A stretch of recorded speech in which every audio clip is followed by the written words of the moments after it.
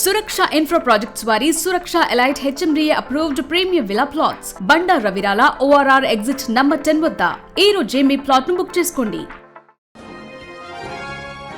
Breaking news. పశ్చిమాసియాలో యుద్ధం కారణంగా వివిధ దేశాల్లో చిక్కుకుపోయిన భారతీయులను తరలించే ప్రక్రియ కొనసాగుతోంది. ముఖ్యంగా తెలుగు రాష్ట్రాల వారిని తిరిగి తీసుకొచ్చే చర్యలు వేగవంతమయ్యాయి. సోమవారం air India, IndiGo, spice jet, ఆకాశ ఎయిర్లైన్స్ సహా పలు విమానయాన సంస్థలు 50కి పైగా విమానాలు నడిపాయి. వీటిలో air India express Jeddah Muscat నుండి 24 విమానాలు నడిపాయి. దుబాయ్, అబుదాబి, రాస్ అల్ ఖైమా, షార్జా తదితర నగరాల నుండి ప్రయాణికులను భారత్కు చేరవేశారు.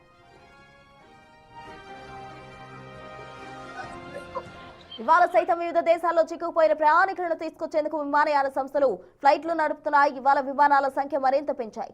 దాదాపు 60 విమానాల్లో వివిధ దేశాల నుంచి ప్రయాణికులను ఇండియాకు తీసుకురాబోతున్నారు.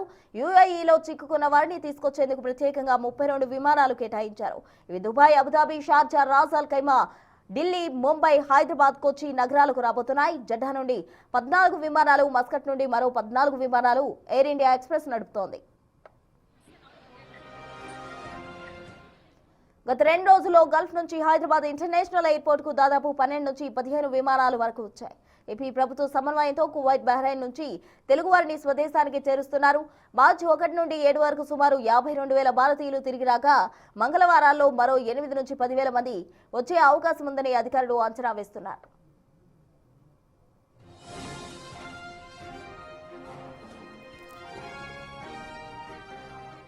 మరోవైపు యుద్ధం కారణంగా టికెట్ క్యాన్సిల్ చేసుకున్న వారికి పూర్తి రిఫండ్ ఇస్తామని, ప్రయాణ తేదీ మార్చుకునే వారికి ఎలాంటి అదనపు రుసుము లేకుండా రీస్కెడ్యూలింగ్ చేస్తామని ఎయిర్ ఇండియా ప్రకటించింది. ఇరాన్ క్షిపణి దాడిలో భయంతో విమానాలు సుదీర్ఘ మార్గాల్లో ప్రయాణిస్తున్నాయి. కొన్ని విమానాలు దాదాపు 2 నుంచి 4 గంటలు ఆలస్యంగా నడుస్తున్నాయి.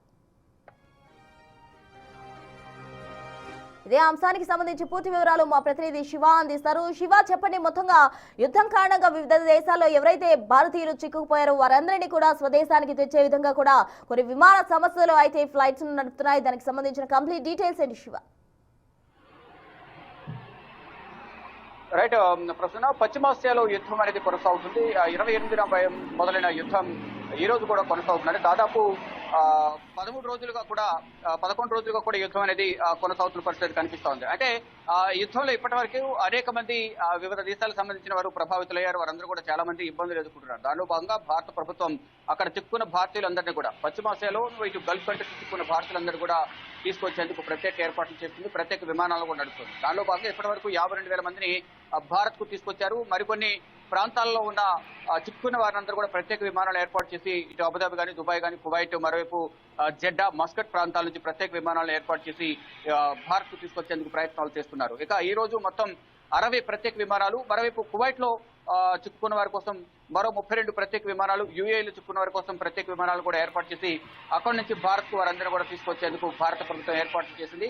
ఇక ముందుగా టికెట్లు బుక్ చేసుకున్న వారికి రీషెడ్యూల్ చేసుకునేందుకు అవకాశం కల్పించారు. క్యాన్సిల్ చేసిన వారికి పూర్తి రిఫండ్ ఇచ్చేందుకు కూడా అవకాశం కల్పిస్తున్నట్లు అన్ని విమానయాన సంస్థలు చెప్పాయి. ఇక ఎయిర్ ఇండియా ఎక్స్ప్రెస్, మరోవైపు spice jet, IndiGo, Akash Airways, Emirates, Qatar Airways, ఇవన్నీ కూడా ఎయిర్లైన్స్ ఇవన్నీ కూడా భారత్ కు విమానాల రాకపోకలకు అనుమతి ఇచ్చే అవన్నీ కూడా విమానాలు నడుపుతున్న పరిస్థితి కనిపిస్తుంది. కొన్ని ప్రాంతాల్లో కొన్ని గగనతనంపై ఆంక్షలు ఉన్న నేపథ్యంలో ఆంక్షలు ఉన్న ప్రాంతాల్లో మాత్రం విమానాల రాకపోకలకు మాత్రం ఎటువంటి అవకాశం లేదు. దానిలో భాగంగానే ప్రజెంట్ భారత ప్రభుత్వం ఎప్పటికప్పుడు ఇటు భారత్ లోని వివిధ రాష్ట్రాలకు సంబంధించిన చీఫ్ సెక్రటరీలతో విదేశాంగ శాఖ కార్యదర్శి ఎప్పటికప్పుడు మాట్లాడుతున్నారు.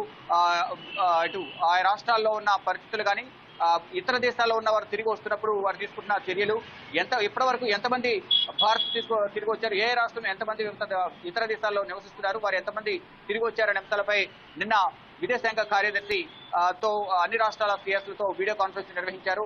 వారి నుంచి వివరాలు సేకరించారు. ఇక తెలంగాణకు నిన్నటి వరకు 30 మంది వివిధ దేశాల్లో నివసిస్తున్న ప్రజలు తెలంగాణకు సంబంధించిన తెలుగు వారు తిరిగి వచ్చినట్టు తెలుస్తోంది. ఇక గత వారమే బహ్రెయిన్ లో ఉన్న తెలుగు వారితో 238 మందితో కేంద్ర పౌర విమానయాన శాఖ మంత్రి రామ్మోహన్ నాయుడు కూడా మాట్లాడారు. వారందరూ కూడా ప్రత్యేకంగా తెలుగు సంఘం ఆధ్వర్యంలో అక్కడ ఒక ప్రత్యేక షెల్టర్ కూడా ఏర్పాటు చేశారు. 57 మందితో లాస్ట్ వీక్ బహ్రెయిన్ నుంచి ప్రత్యేక విమానం హైదరాబాద్ వచ్చింది. దాంట్లో ఇరు రాష్ట్రాలకు సంబంధించిన తెలుగు వారు ఉన్నట్లు కూడా తెలుస్తోంది. అయితే ఇంకా మరికొంతమంది బహ్రెయిన్ లో 238 మంది అనేక మంది ఇంకా చిక్కుకుని ఉన్నారు.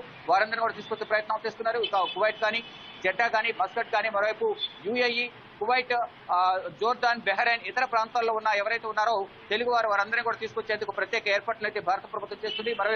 మరో ముఖ్యంగా తెలుగు వారిని తీసుకొచ్చేందుకు పౌర విమానయాన శాఖ మంత్రి రామ్మోహన్ నాయుడు చొరవ తీసుకుని ఆయన చొరవతో ఇక్కడ తీసుకొస్తున్న పరిస్థితి కనిపిస్తుంది. ఇటు రెండు రాష్ట్రాల తెలుగు సీఎంలు కూడా ఇటు కేంద్ర పౌర విమానయాన శాఖ మంత్రితోనూ విదేశాంగ శాఖ మంత్రితో విదేశాంగ శాఖ కార్యదర్శులతోనూ ఎప్పటికప్పుడు మాట్లాడుతున్నారు. సిఎస్లు కూడా రెండు రాష్ట్రాల సిఎస్లు వారితో మాట్లాడి తెలుగు వారిని వీలైనంత త్వరగా తీసుకురావాలంటూ కూడా వారు కూడా విజ్ఞప్తులు చేస్తున్న పరిస్థితి కనిపిస్తుంది. ఇక ప్రజెంట్ చూస్తుంటే కనుక ఇంకో యుద్ధం అనేది కొనసాగుతుంది.